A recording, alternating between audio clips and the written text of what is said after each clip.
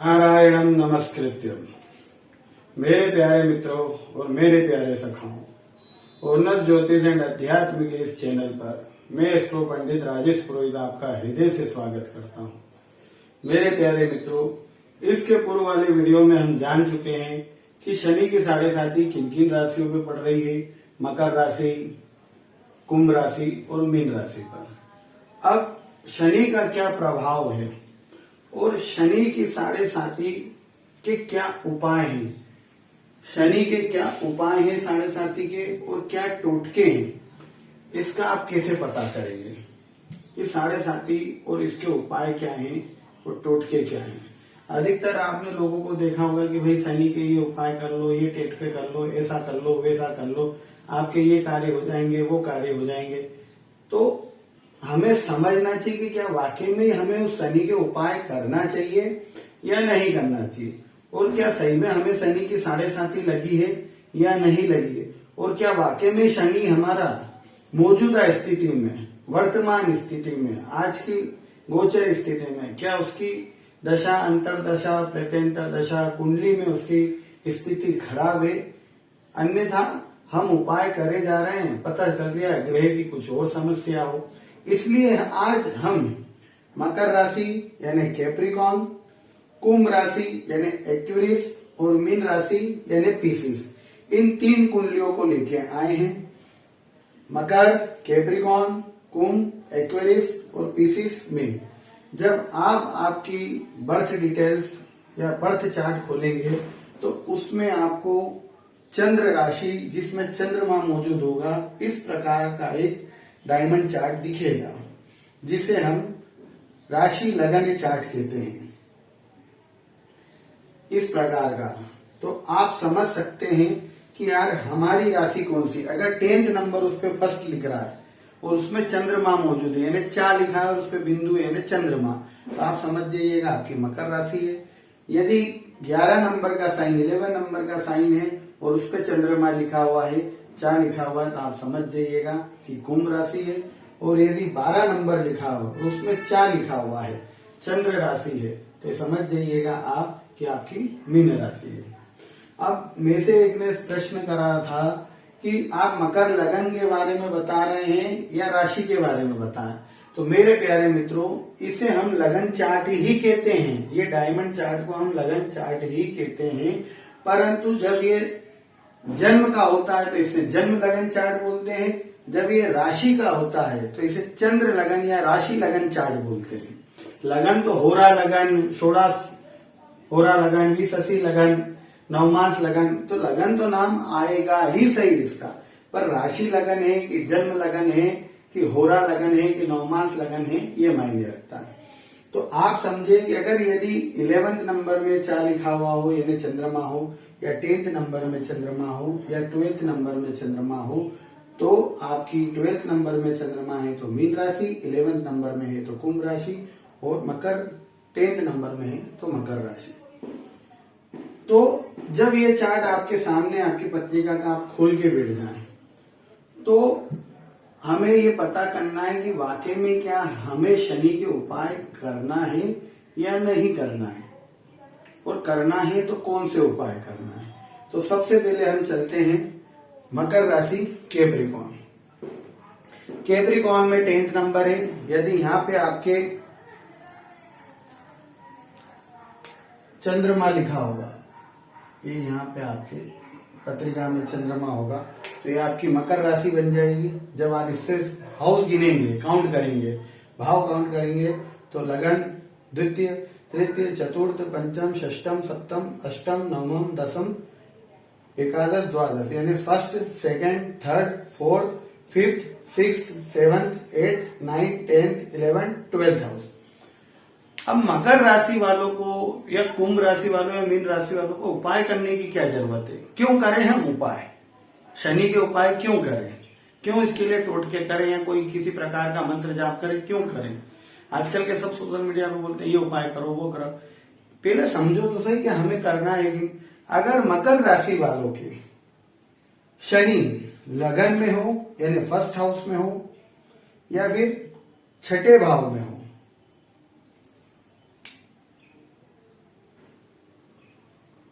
छठे भाव में हो या फिर अष्टम में हो,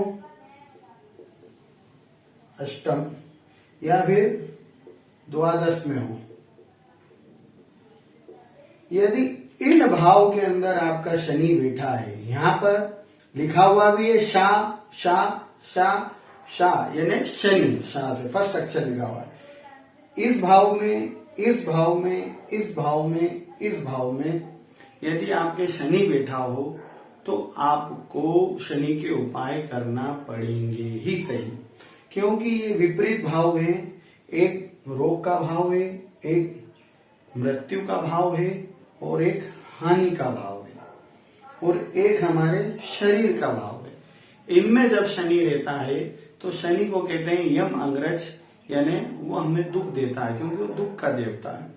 तो इसे अनुकूल करने के लिए आपको उपाय और टोटके का ध्यान करना।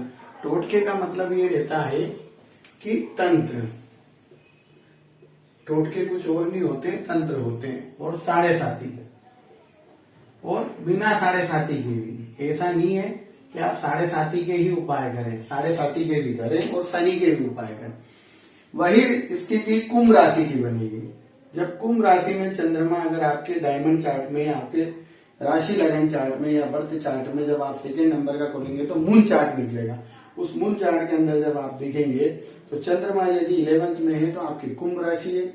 उसमें भी शनि अगर फर्स्ट हाउस में, 6th हाउस में, 8th हाउस में या 12th हाउस में होगा तो आप ये समझिएगा कि आपको शनि के उपाय करने। ये नंबर राशियों के हैं, ये मेष राशि है, ये मीन राशि है, ये कुंभ राशि है, मीन राशि है, मेष राशि है, वृषभ राशि है, ये मिथुन राशि है, कर्क राशि है, सिंह राशि है, कन्या राशि है, तुला राशि है, वृश्चिक राशि है, धनु राशि है, ये मकर राशि है। तो ये राशियों के नाम लिखे हुए हैं, पर भाव में इनके भाव चेंज हो जाते हैं। First, second, third, fourth, fifth, six, 7th, 8th, 9th, 10th, 11th, 12th भाव। राशि अलग होती है, भाव अलग होता है। तो यदि आपके फर्स्ट भाव 6th house, 8th house and 12th house, first house, 6th house, 8th house and 12th house, अगर इन हाउस के अंदर आपके शनि बैठा है तो कुंभ राशि वालों को भी उपाय करना पड़ेंगे शनि के या शनि साढ़े साती। मीन राशि का भी यही है, 12th नंबर का डायमंड चार्ट आएगा, मून चार्ट, उसमें चंद्रमा यदि यहां पर होगा तो आपको भी ये मीन राशि कहलाएगी। और शनि यदि इसमें फर्स्ट में, 6th में, 8th में या 12th में होगा तो आपको उपाय करना पड़ेंगे, ये डेफिनेटली है। इसके बाद भी शनि की युति किसी क्रूर ग्रह से, मंगल से, राहु से, केतु से या किसी और ग्रह से युति कर रहा है तो आपको उसके उपाय करना पड़ेंगे। या किसी ग्रह से उसका दृष्टि संबंध गलत बन रहा है तो भी आपको उपाय करना पड़ेगा। सही दिख रहा है? कितने मिनट हो गए? 8, 8:30। तो आपको ध्यान रखना पड़ेगा। अब बात आती है कि हम उपाय कौन से करें। 3 प्रकार के उपाय होते हैं। सबसे पहला उपाय होता है वैदिक, दूसरा होता है शास्त्रोक्त, तीसरा होता है आपका तंत्रोक्त। तंत्रोक्त में ही टोटके आते हैं और उपाय जो आते हैं वो वैदिक और शास्त्रोक्त होते हैं। तो वैदिक जो शास्त्रोक्त उपाय है, तो वैदिक उपाय तो ये कहता है कि आप आपके यहाँ किसी ब्राह्मण को बुलाइए जो पत्रिका देखना जानते हो, एक अच्छे एस्ट्रोलॉजर हो, ज्योतिषी हो, उनको आप आपके घर पे बुलाइए, आपकी पत्रिका दिखाइए, क्योंकि उनका अनुभव रहता है, एक्सपीरियंस रहता है, वो आपके उस समय की वर्तमान स्थिति को, गोचर को, आपकी दशा अंतर प्रत्यंतर दशा को, ग्रह की युति को, होरा लगन को, नवमांश लगन को, मून लगन को और सन लगन को, मतलब सन चार्ट को और बर्थ चार्ट को, इन सबको आपके फर्स्ट पेज की जो डिटेल्स रहती है, अखाड़ा वगैरह चक्र रहता है, तिथि पक्ष वगैरह, उन सबको सब तरीके से समझ के फिर वो आपके लिए कुछ डिसाइड करते हैं। वो हो जाता है वैदिक, क्योंकि वो फिर आपके लिए अनुष्ठान करेंगे। एक प्रक्रिया वैदिक की वो हो जाती है। अब वैदिक में अगर आप उन्हीं बुलाना चाहते हैं किसी पंडित को, तो फिर आप एक काम करिए कि इस प्रकार से अपने शनि का मेजरमेंट मतलब सर्च करिए कि यार मेरा शनि यहाँ पर या यहाँ पर या छठे, आठवें, 12वें भाव में तो नहीं है, first, sixth, 8th and 12th house में तो नहीं है, या किसी क्रूर ग्रह से शनि मतलब राहु से, केतु से, मंगल से कुछ वो तो नहीं है। तो आपको क्या इसके लिए उपाय करने पड़ेंगे। तो पहला उपाय तो ये है, वैदिक उपाय ये कि सुबह सुबह प्रातः काल भगवान सूर्य को अर्घ्य दीजिए। ओम सूर्य नारायणाय नमो नमः। गायत्री मंत्र से ओम भूर्भुवस्वः तत्सवितुर्वरेण्यं भर्गो देवस्य धीमहि धियो जो न प्रचोदयात्। इस प्रकार से ओम भूर्भुवस्वः तत्सवितुर्वरेण्यं भर्गो देवस्य धीमहि धियो जो न प्रचोदयात्। इस प्रकार आप अपने कलश रखिए, तांबे का लोटा, उसमें एक मूली बांध दीजिए जो उसके ऊपर की राउंड शेप रहती है, उसमें लाल फूल, लाल कुमकुम और थोड़े से अक्षत लेके आप भगवान सूर्य को अर्घ्य दीजिए। वो पात्र किसी की मतलब जो जल की धारा गिर रही है, जब आप सूर्य भगवान को इस प्रकार अर्घ्य दे रहे हैं, अगर आप पुरुष हैं तो इतना ऊपर उठाएं, अगर आप फीमेल हैं तो आप उसको यहां से अर्घ्य दें और नीचे एक पात्र रख लें जिससे जल किसी के पैर में जो अर्घ्य दिया है लात में ना आए, उसको आप किसी वृक्ष में या साइड में ऐसी जगह डाल दें जहां पे वो पैरों में ना आए, और उसका जल जो आपने अर्घ्य दिया है उसको अपने भ्रुवों और ऐसे लगा के छिटक लें। ये वैदिक मार्ग हुआ। वैदिक मंत्र शनि का है, इसका जाप करें। ओम शन्नो देवी रविष्टयापो भवन्तु पीतये शंजो रवि स्रवन्तु नः। ये करें जाप। इसके बाद वैदिक उपाय है कि शनि का दान करें। शनि का दान आता है, नीली वस्तु आती है, काली वस्तु आती है, तो उड़द का दान, इसका दान आप किसी ब्राह्मण को दें। ब्राह्मण ही वैदिक में आएगा और दूसरे नहीं आएंगे, ठीक है। इसका तेल का, सरसों के तेल का इसका दान करें। शनि देव की पूजा करें, उनकी आराधना करें। शास्त्रोक्त अब पड़ जाता है तो शास्त्रोक्त में उनकी पूजा होती है। मूर्त रूप आ जाता है, वहां आप चढ़ाएं, उन पे जल चढ़ाएं। तो वहां मंत्र आप ऐसे बोलें, उनको जल की जगह सरसों का तेल चढ़ता है तो आप उनको जब तेल चढ़ाएं सरसों का, उसमें काली तिल मिला लें और काली तिल मिला के, काली उड़द मिला के आप बोलें ओम शम शनिश्चराय नमः, ओम शम शनिश्चराय नमः, ओम शम शनिश्चराय नमः।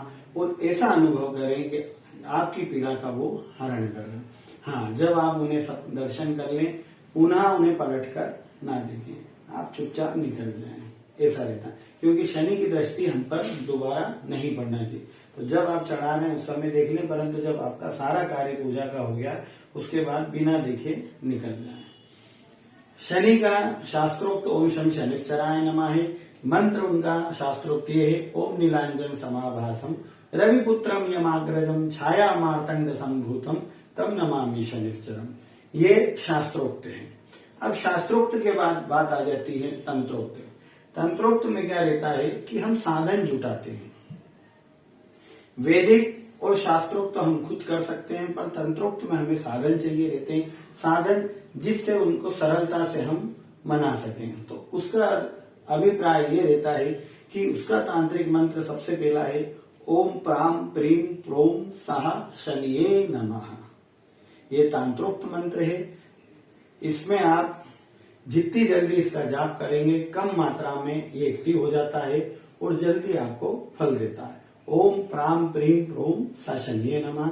दूसरा इसका उपाय है तांत्रोक्त का कि आप पीपल के वृक्ष पे जल चढ़ाएं, उस जल के अंदर थोड़ा सा दूध मिला लें, उसमें थोड़ी सी शक्कर मिला लें, उसमें थोड़ा सा अष्टगंध मिला लें और उसमें थोड़े से गुलाब के फूल वगैरह मिला लें, गेंदे के जो भी पुष्प मिला लें और उसके बाद पीपल को आप चढ़ाएं। ओम प्राम प्रीम प्रोम स शनिये नमः, ओम प्राम प्रीम प्रोम स शनिये नमः, ओम प्राम प्रीम प्रोम स शनिये नमः। ऐसा करें।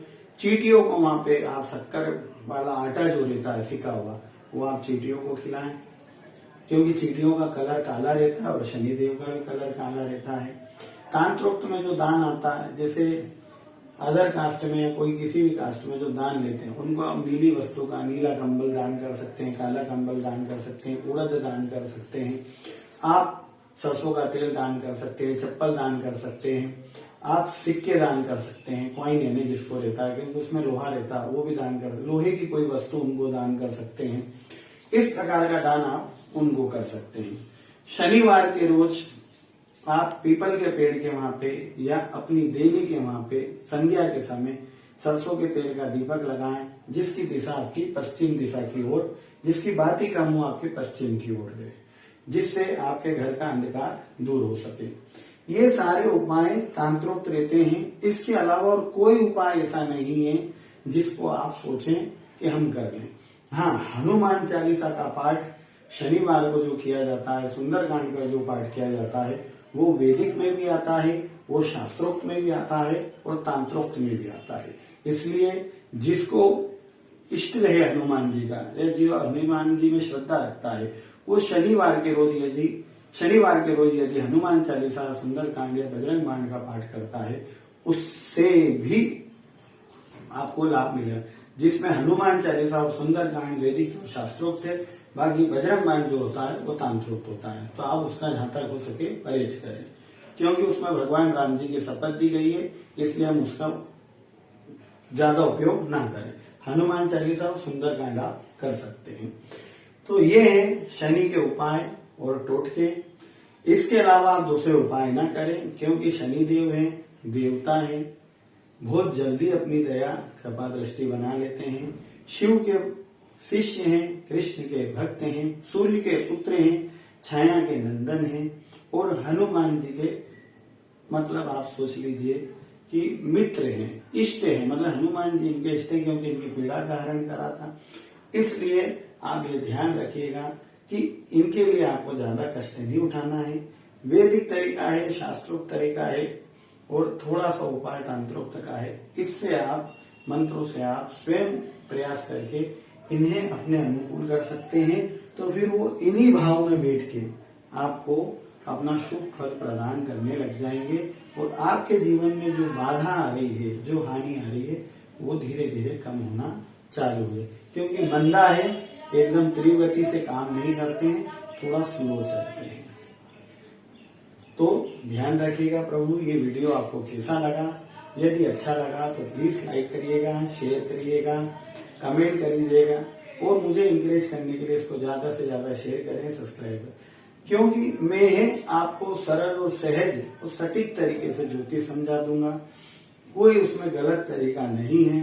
जो भ्रांतियां हैं उसको मिटा दूंगा, क्योंकि यह मेरा सहज अनुभव है, तो जो आपसे मैं अपने मित्र और सखा के रूप में साझा कर रहा हूं। तब तक के लिए नमो नारायण।